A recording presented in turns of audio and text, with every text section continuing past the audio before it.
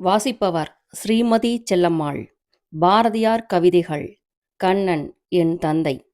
வேதங்கள் கோத்து வைத்தான், அந்த வேதங்கள் மனிதர்தம் மொழியில் இல்லை.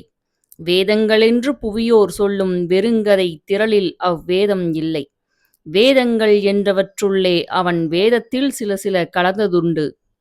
வேதங்கள் அன்றி ஒன்றில்லை இந்த மேதினி மாதர் சொல்லும் வார்த்தைகள் எல்லாம்.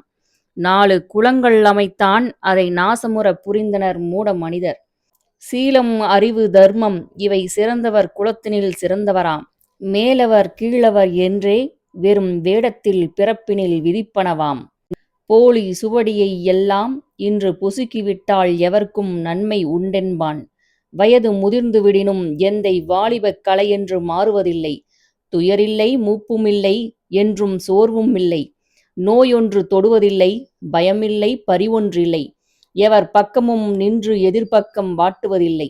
நயமிகத் தெரிந்தவன் காண், தனி நடுநின்று விதிசெயல் கண்டு மகிழ்வான்.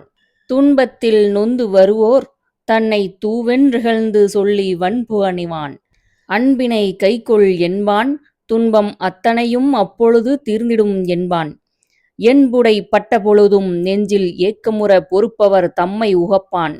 இன்பத்தை எண்ணுபவர்க்கே என்றும் இன்பமிகத் தருவதில் இன்பமுடையான்.